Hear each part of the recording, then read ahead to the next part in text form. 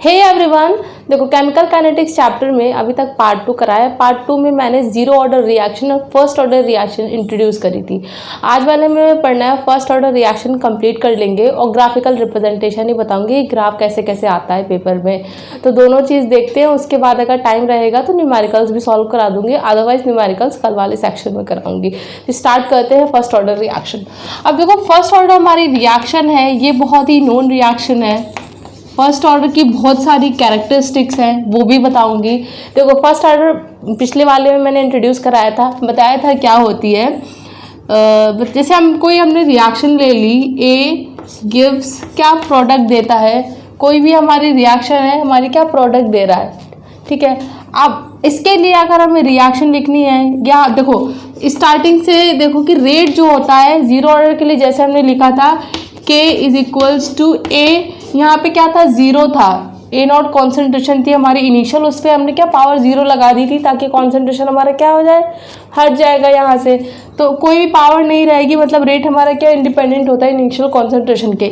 But जब हम first order की बात करते हैं, फर्स्ट ऑर्डर में हमारा जो कॉन्सेंट्रेशन होता है वो क्या होता है कि यहाँ पे पावर 1 होगी। पावर 1 लिखने की जरूरत नहीं है, वो हमारा अंडरस्टूड है कि यहाँ पे कॉन्सेंट्रेशन की इंपॉर्टेंस है, कॉन्सेंट्रेशन को कंसिडर करेंगे, ठीक है। अब देखो रेट हमारा इनिशियल कॉन्सेंट्रेशन पर डिपेंड करता है, ये इक्वेशन है हमारी इसकी।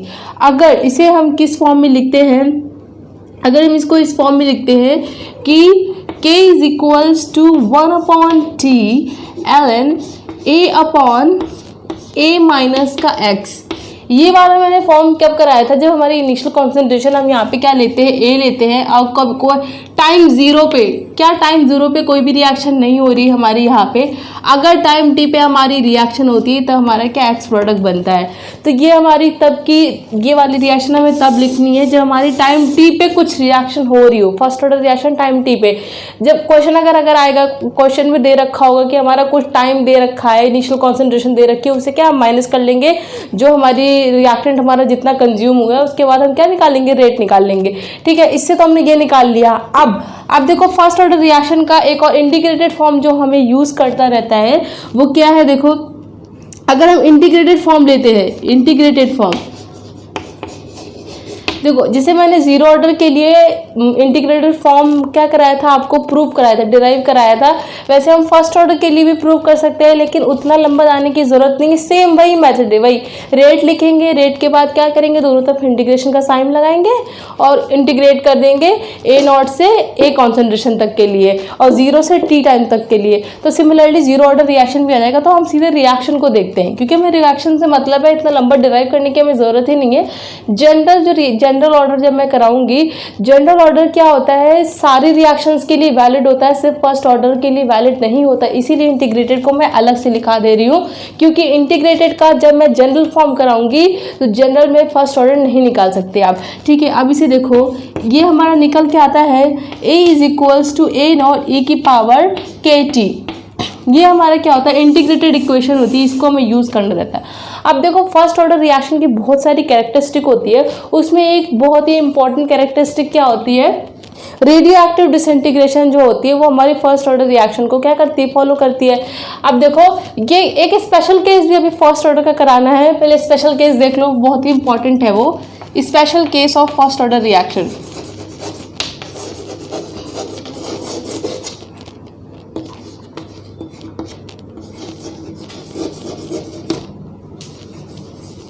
अब देखो स्पेशल केस कराने की क्या नीड हो गई, जो मैंने सिंपल केस कराया है उसके अलावा स्पेशल केस कराने की नीड ये है कि देखो अभी कोई भी हमारी रिएक्शन गिवन हो, जैसे कि ये हमारी दे रखी है a gas giving b gas plus का सी गैस। अब एक चीज़ रिएक्शन में नोटिस करने वाला है कि जो रिएक्टेंट है वो भी गैसियस स्टेट में है और जो प्रोडक्ट बन रहा है कॉन्जिक्यूटिव वो भी हमारी क्या गैसियस स्टेट में है। तो जो रिएक्शन हमने अभी तक कंसिडर करी थी फर्स्ट ऑर्डर, जो हमने इंटीग्रेटेड फॉर्म निकाला उसमें हमने देखा कि गैसियस नहीं लिया था मैंने, वो क्या था, सिंपल हमारी रिएक्शन क्या सॉलिड हो कुछ भी हो या कॉन्सेंट्रेशन उसका कुछ दे रखा हो, ठीक है, उसके लिए था। लेकिन गैशियस अगर हमारी रिएक्शन में गैस हो तो गैस के लिए हमारी इक्वेशन बदल जाती है। क्यों बदल जाती है? क्योंकि वहाँ पे प्रेशर का काम हो जाता है, प्रेशर वहाँ पे इंट्रोड्यूस होगा, प्रेशर से हमारी रिएक्शन चलेगी, प्रेशर वाला टर्म हमारा आ जाता है वहाँ पे। कॉन्सेंट्रेशन, गैस में कॉन्सेंट्रेशन, अब गैस की कॉन्सेंट्रेशन कैसे देखोगे? गैस की कॉन्सेंट्रेशन नहीं देख सकते, वहाँ पे क्या देखते हो, वहाँ पे प्रेशर अप्लाई करते हो। प्रेशर के टर्म्स में वहाँ पे हम रेट कांस्टेंट या रेट की वैल्यू तभी निकाल सकते हैं, ठीक है, रेट प्रेशर के टर्म्स में निकालेंगे। अब देखो उसे कैसे करना है। अगर हमारा टाइम जीरो पे हमारा पी प्रेशर दे रखा है और रिएक्शन हमारी क्या हुई है, अभी स्टार्ट ही नहीं हुई है, ठीक है, और टाइम टी पे यहाँ पे कॉन्सेंट्रेशन पी नॉट कर लो, इनिशियल कॉन्सेंट्रेशन है पी नॉट। अब क्या है, टाइम टी पे हमारी थोड़ी सी रिएक्शन हो गई है, पी नॉट, पी माइनस का पी नॉट कर दिया। ये क्या, इनिशियल हमने पी नॉट लिया था, पी नॉट हमारा हो गया, ये पी है, क्या है ये टाइम टी पे, ये पी टोटल ले लेते हैं, टोटल पी टी ले लेते हैं, ठीक है। अब पी नॉट हमारी रिएक्शन में, अगर यहाँ पे क्या दे रखा होता, एक चीज़ ये ध्यान रखना, अगर यहाँ पे ए दे रखा होता, जैसे कोई कोफिशिएंट यहाँ पे गिवन है, बी के बगल में बी कर लेते, सी के बगल में स्मॉल सी कर लेते, ठीक है। अगर कोई कोफिशिएंट दे रखा होगा तो पी टी माइनस का ए पी नॉट हो जाएगा, ये चीज़ ध्यान रखना। यहाँ पे क्या हो जाएगा, बी पी नॉट हो जाएगा और यहाँ पे हो जाएगा सी पी नॉट। ये क्या कोफिशिएंट्स है, कोफिशिएंट भी मल्टीप्लाई होंगे, यहाँ पे कोफिशिएंट्स का भी रोल होता है, ठीक है। अब इस चीज़ को ध्यान रखना।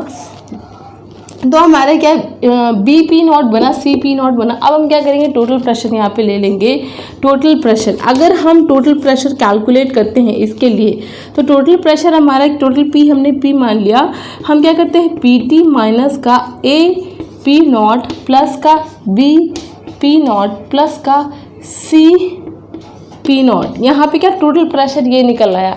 बट अगर हम इस रिएक्शन में अभी क्या करते हैं, सिंपल करने के लिए, ये तो मैंने आपको इसलिए लिखा दिया कि अगर कोफिशिएंट्स हमारे गिवन होंगे तो कोफिशिएंट का भी क्या कॉन्सेंट्रेशन, जो हमारे प्रेशर की कॉन्सेंट्रेशन टर्म होगी, प्रेशर टर्म होगी, उसके बाद कोफिशिएंट मल्टीप्लाई करेंगे उसके पहले, ठीक है। अगर हम इसको के सिंप्लीफाइड वे में लेते हैं तो कैसे करेंगे, देखो। अब देखो फर्स्ट ऑर्डर रिएक्शन, ये तो मैंने क्या जनरल बता दिया स्पेशल केस का। अब इसके बाद देखो, अभी ये सॉल्व नहीं हुआ है, अभी बता रही हूँ कि ये कैसे करना है, ठीक है, अभी ये सॉल्व नहीं हुआ है। अब देखो, ये हम पहली बात तो ये हमारा क्या है, हम ये गैस फेज के लिए निकाल रहे हैं। अगर हमारा गैस फेज दे रखा है, ठीक, ये गैस फेज के लिए हम निकाल रहे हैं। अब इसे स्टार्ट करो। अगर ये देखो, अगर टाइम जीरो पे हमारी क्या है, इनिशियल कॉन्सेंट्रेशन हमारी पी नॉट है, अभी रिएक्शन नहीं हुई है, और हम टाइम टी पे क्या करते हैं, पी नॉट यहाँ पे क्या है, अगर अभी मैंने आपको ये केस बता दिया, अगर कोफिशिएंट प्रेजेंट होगा तो यहाँ पे कोफिशिएंट का मल्टीप्लाई होगा। हम क्या सिंपल वे में कर रहे हैं, यहाँ पे सिंपल वे में कर रहे हैं, कोफिशिएंट वाला बता दिया, ठीक है। अब यहाँ पे माइनस का क्या करो, अब देखो यहाँ पे कोई कोफिशिएंट प्रेजेंट नहीं है, सिंपल क्या कर सकते हैं, एक्स हमारा क्या कंज्यूम हुआ है, एक्स, और यहाँ पे क्या आ गया, एक्स आ गया, ठीक है। अगर हम देखो इतना हमने निकाला, का पी नॉट क्या है, पी नॉट को लिख लो कि प्रेशर ऑफ द सिस्टम, ये क्या एक हिसाब से टोटल प्रेशर ही है, total pressure of the system. कब के लिए टोटल प्रेशर है, जब हमारा क्या टाइम जीरो है, टाइम जीरो पे ही तो पी नॉट कॉन्सेंट्रेशन ली, total pressure of the system at T बराबर जीरो पे। अब एट टी बराबर जीरो के लिए देख लिया। अब यहाँ पे देखो, जब हम क्या टोटल प्रेशर लेते हैं, ये क्या है, total pressure of the system at T बराबर टी पे, टाइम टी पे टोटल प्रेशर पी टी ले लिया। अब इसके बाद देखो हमें कैसे करना है, इसको इतना रफ कर रही हूँ, देखो इसे कैसे करना है, इसे ना टू पार्ट में डिवाइड कर दे रही हूँ, फिर इसे देखो यहाँ पे बताती हूँ। जब हमने यहाँ पे ये चीज़ तो अभी इतना तो नोट डाउन कर लिया ना, इसके बाद क्या करना है, हमने क्या फर्स्ट ऑर्डर के लिए जो हमने रेट फॉर्म देखी थी, ए अपॉन क्या ए माइनस का एक्स बराबर के टी था, के टी में तुम्हें ये वैल्यू उसको पुट कर देना है। अब प्रेशर के टर्म्स में कैसे लिखोगी, क्या इनिशियल कॉन्सेंट्रेशन, इनिशियल प्रेशर कितना था, पी नॉट था, यहाँ पे क्या था, पी नॉट माइनस का एक्स था, ठीक है, बराबर के टी, लेकिन यहाँ पे अभी हमारी रिएक्शन कंप्लीट क्यों नहीं हुई है, क्योंकि हमने क्या टोटल प्रेशर अभी सिस्टम का लिया नहीं। टोटल प्रेशर क्या है, यहाँ पे हमने क्या लिखा था, P0 लिखा था माइनस का x। अब B हमारा क्या था, इसका प्रेशर x था और इसी के लिए x था। अगर हम टोटल ऐड कर देते हैं प्रेशर क्या आएगा, x कैंसिल हो जाएगा और आएगा P0 प्लस का x आ जाएगा। ये क्या है, PT हमने निकाल लिया। अब यहाँ से क्या है, x हमारा अगर निकल आएगा, देखो अगर यहाँ से हमने x निकाल लिया, x क्या आएगा, PT माइनस का P0। हमने क्या x निकाल लिया, PT माइनस का P0 निकाल लिया। अब देखो x, यहाँ पे x की वैल्यू क्या कर दो, पुट कर दोगे और ये साथ पुट कर देंगे, यहाँ पे पुट करो, यहाँ पे पुट करो। देखो क्या आएगा, ln यहाँ पे क्या है P0, यहाँ पे P0 पहले से दे रखा है। x की वैल्यू क्या निकाली, PT माइनस का P0 निकाली, माइनस PT माइनस का P0, यही वैल्यू निकाली ना, PT माइनस का P0। यहाँ पे पुट करो, यहाँ पे देखो K इंटू T।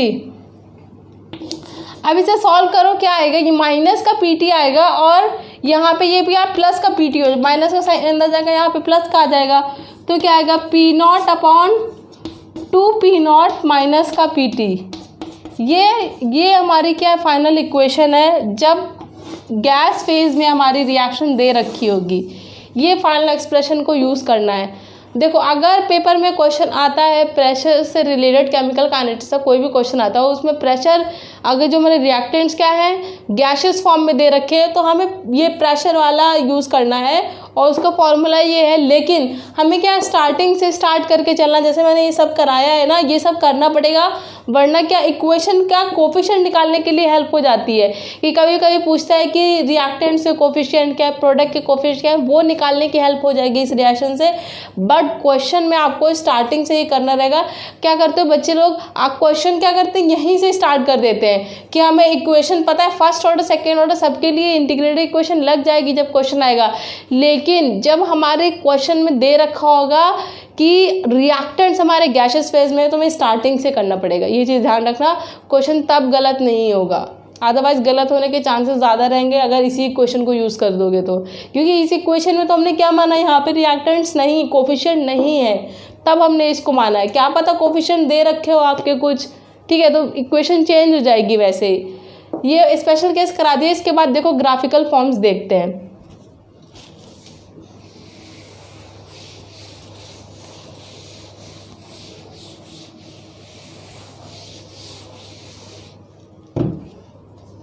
क्या आप देखेंगे ग्राफिकल रिप्रेजेंटेशन,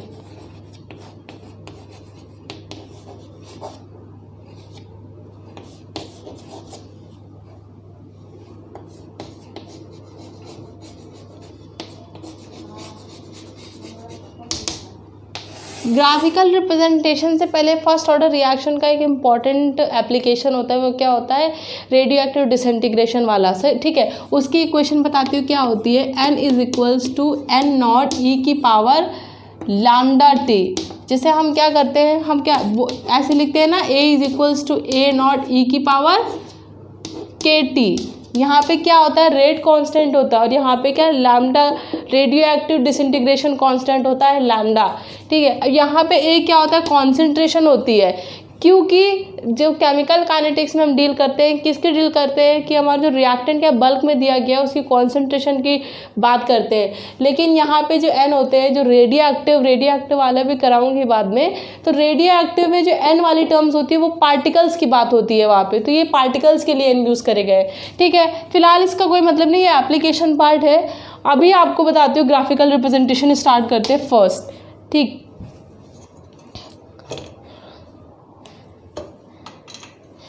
अब देखो A वर्सेस T के लिए, A वर्सेस T के लिए क्या करना है, ग्राफ ड्रॉ करना है। अब A हमें पता है, A क्या इसमें यूज़ हो रखा है और टाइम T भी है। देखो ये इक्वेशन लिखी हुई है, इस इक्वेशन को क्या कहते हैं, विल हेल्मी इक्वेशन, इसे ये भी इस नाम से भी बोलते हैं। कभी पेपर में आ जाए तो कंफ्यूज मत हो जाना, इसे बोलते हैं विल हेल्मी इक्वेशन, याद रखना, ठीक है। इसके बाद स्टार्ट करते हैं कि इसको कैसे प्लॉट करना है। अब देखो सिंपल, हम यहाँ से स्टार्ट करते हैं, ए हमें इसी से मिल गया। अब लिखो A is equals to A not e की पावर KT।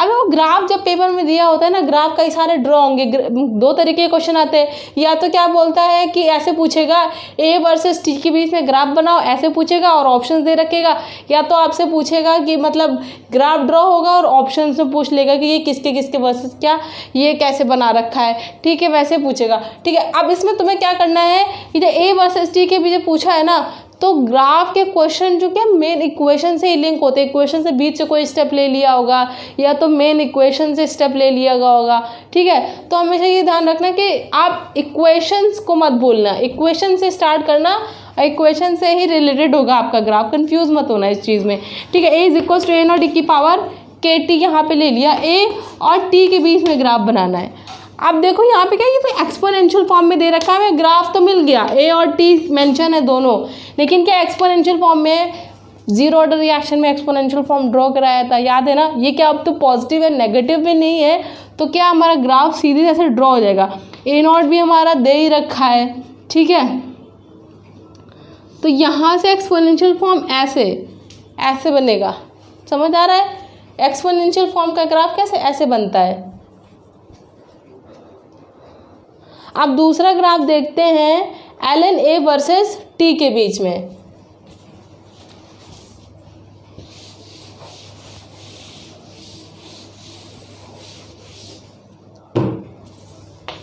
सेकेंड ग्राफ देखो ln A वर्सेस T के बीच में, ln A वर्सेस T। अभी जो ग्राफ ड्रॉ कराया था उसी इक्वेशन से ये ग्राफ बनना है।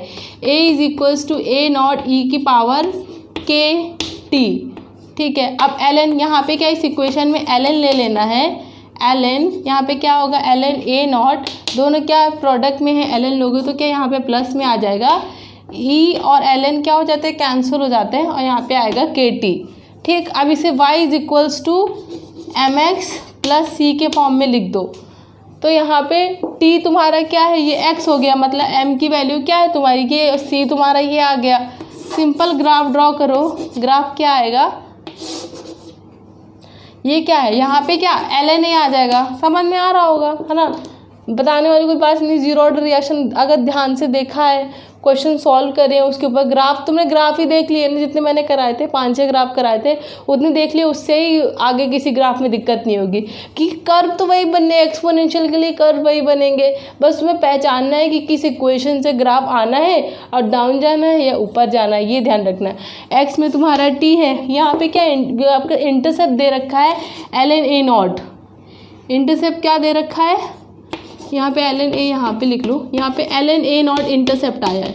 अब इसके बाद सिर्फ ये चीज़ ध्यान रखनी है, जो स्लोप है वो नेगेटिव है कि पॉजिटिव है। स्लोप इसमें दिख रहा है पॉजिटिव है, तो मतलब क्या ऊपर की तरफ जाएगा स्लोप। इसको क्या थोड़ा ऊपर बना लो, ये तुम्हारा हो गया ln A नॉट इतना, ln A नॉट की वैल्यू हो गई इतनी, और स्लोप तुम्हारा आ गया K, वो भी क्या पॉजिटिव में। अगर देखो जैसे ये ln ने पूछा कि अगर ये पूछा जाता है लॉग के फॉर्म में, लॉग के फॉर्म में देखो, लॉग के लिए यही बता दे रही हूँ, अगर पूछा जाता है थर्ड डाल लो, लॉग के फॉर्म में पूछा जाता है log A वर्सेस T, तो सेम यही इक्वेशन होती, बस यहाँ पे क्या मल्टीप्लाई होता है, 2.303 का मल्टीप्लाई कर देते, लॉग में कन्वर्ट हो जाता है। यहाँ पे 2.303 का मल्टीप्लाई होता है और यहाँ पे नहीं होता। तो अब यहाँ पे तो यहाँ पे क्या है, यहाँ पे लॉग पूछा है ना, 2.303 कोफिशिएंट तो एक्स्ट्रा है, पूरी इक्वेशन को डिवाइड कर देंगे तो इक्वेशन क्या आएगी, देखो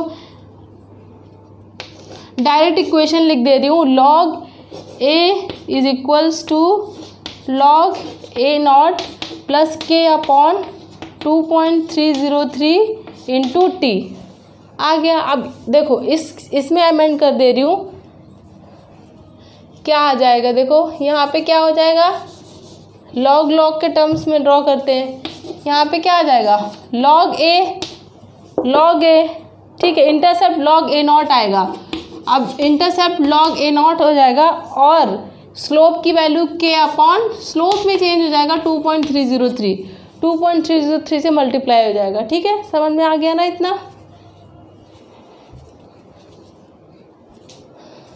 अब इसके बाद देखते हैं दूसरा ग्राफ, इसमें ग्राफ ऐसे ही है सारे, इसकी यूनिट बताती हूँ, उसके बाद ग्राफ इसके सारे ऐसे ही हैं। एक दो होमवर्क दूंगी वो करके देखना, देखो आता है कि नहीं, सॉल्व हो पाता है कि नहीं। ठीक है, इसकी यूनिट क्या होती है पहले ये देखो यूनिट क्या होती है। सिंपल अगर हम यूनिट की बात करें, सिंपल अगर हम जीरो ऑर्डर की भी यूनिट की बात करते हैं तो अब क्या होता है, मोल पर लीटर पर सेकेंड। ये क्या है, ज़ीरो ऑर्डर के लिए। अगर हम सिंपल यूनिट की बात करते हैं तो ये हो जाती है। अगर हमें इन जनरल किसी के लिए भी यूनिट निकालना है तो कैसे निकालेंगे, जनरल, अगर हमें जनरल यूनिट निकालना है केमिकल काइनेटिक्स के लिए तो कैसे निकालना है, इस फॉर्मूले को नोट डाउन करो।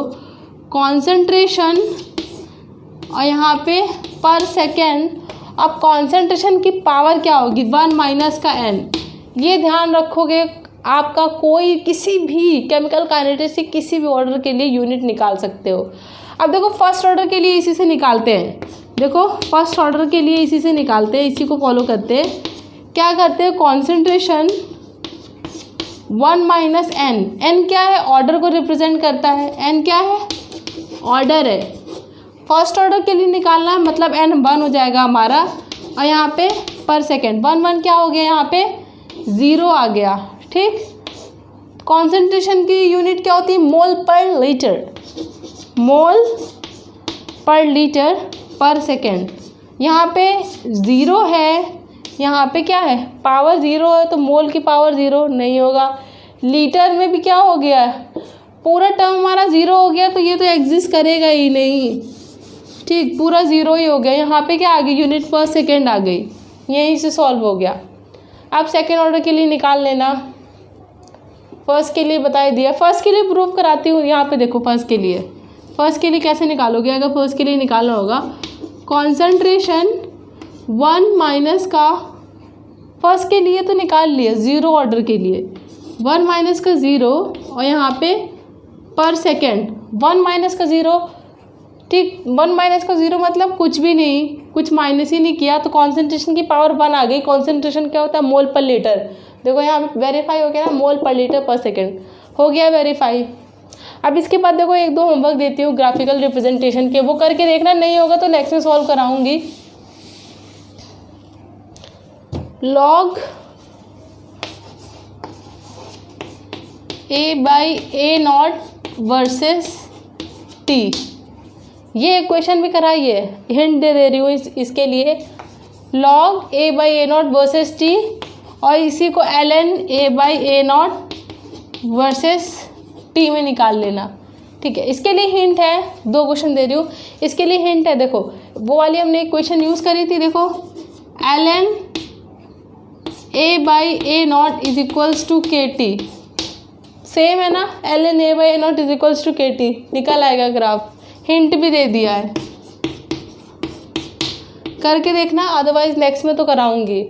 ठीक, इतना हो गया, फर्स्ट ऑर्डर के ग्राफ्स भी करा दिए, क्वेश्चन भी होमवर्क में दे दिया है और कॉन्सेंट्रेशन यूनिट भी करा दिए। नेक्स्ट वाले में क्या, थोड़े से एग्जांपल्स देखेंगे फर्स्ट ज़ीरो ऑर्डर के लिए और फिर सेकेंड ऑर्डर कराऊंगी स्टार्ट।